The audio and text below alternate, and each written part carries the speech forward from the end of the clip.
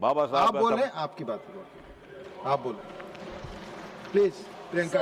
उपसभापति जी, मैं आपका आभार व्यक्त करना चाहूँगी कि आपने मुझे मोशन ऑफ थैंक्स पे बोलने का मौका दिया, अवसर मिला।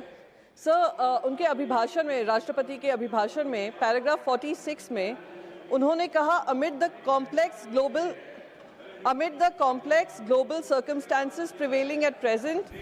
Sir, can you please ask him to be quiet? Please sit down. Sir, sit down, sir. अब आप बोलेंगे 26 में, आपका ही रिकॉर्ड, फिर से मंत्री बनेंगे सर। आप बोलिए, आपकी रिकॉर्ड पे जा रही है बात, आप बोले। Amid the complex global circumstances prevailing at present, India is playing the role of a bridge in the world. ये उनके शब्द हैं। At the same time, it has remained steadfast in its resolve of India first. Sir, मुझे याद है operation सिंदूर के समय 10 मई को जब ऐसा लग रहा था कि हमने पाकिस्तान के जो आतंकी गढ़ हैं उन पे हमला किया था, तो ऑल आउट वॉर होने वाली है। उसी समय अगर इंडिया फर्स्ट के हिसाब से हम चल रहे थे तो ऐसा क्यों है, देश के इतिहास में पहली बार हुआ होगा कि यूएस के जो प्रेसिडेंट हैं उन्होंने कहा कि उन्होंने डी एस्केलेशन को कहा है और डी एस्केलेशन इंडिया और पाकिस्तान ने अग्री किया है।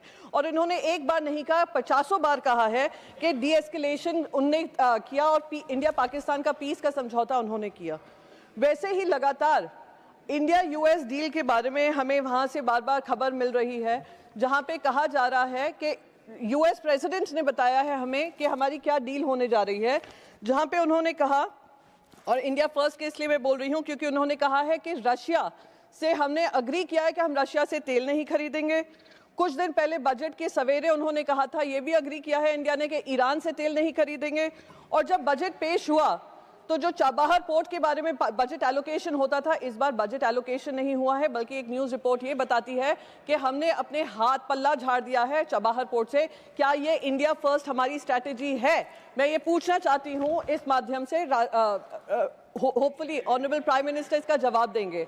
दुख इस बात का होता है कि कॉमर्स मिनिस्टर जो थे, कॉमर्स मिनिस्टर जब राज्यसभा चल रही थी, राज्यसभा में आकर अपना वक्तव्य नहीं दिया। उन्होंने पहले मीडिया को बात साझा की और मीडिया के सामने भी वो जो गाइडलाइंस हैं, जो फ्रेमवर्क है, उसके बारे में कुछ नहीं बता सके। ना उन्होंने प्रेसिडेंट ट्रंप की कही हुई चीज़ों का खंडन किया।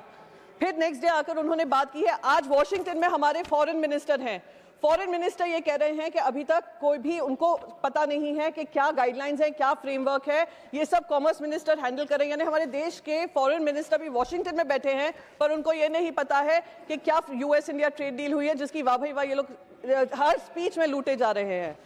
सर, दूसरी बात मैं यहाँ पर कहना चाहती हूँ कि जिस तरीके से किसानों के बारे में करीब 4 पैराग्राफ्स राष्ट्रपति के अभिभाषण में 4 पैराग्राफ्स किसानों को लेकर हैं, और वही डोनाल्ड ट्रंप के ट्वीट पे पता चला है कि tariff and non tariff barrier 0 कर दिए। यानी हमारा जो सामान वहां पर जाएगा वो 18% टैरिफ पे होगा, उनका सामान जो यहाँ पर आएगा वो 0% टैरिफ पे होगा, जिसमें डेयरी प्रोडक्ट्स का उन्होंने कहा है, एग्रीकल्चरल प्रोड्यूस का उन्होंने कहा है, जिसका लगातार किसान उसका विरोध करते आए हैं। इस पे भी स्पष्टीकरण हमें नहीं मिला है। तो मैं ये पूछना चाहती हूँ, क्या ये हमारी इंडिया फर्स्ट पॉलिसी है? और अगर यही इंडिया फर्स्ट है तो भगवान बचाए सारे 1.4 बिलियन देशवासियों को जो इस सारी डील को मंजूर करने के लिए हम लोग प्रतिबद्ध हो गए हैं। हमने अपने घुट्टे टेक दिए हैं। ये ट्रेड, मैं तो इसको ट्रेड डील भी नहीं कहती हूँ, मैं कहती हूँ ये ट्रेड डील नहीं है सर, ये एक फरमान जारी हुआ है यूनाइटेड स्टेट्स ऑफ अमेरिका से कि आप इन चीज़ों पे अग्री करिए, तभी हम आपके साथ और बातचीत करेंगे और ट्रेड करेंगे। सर,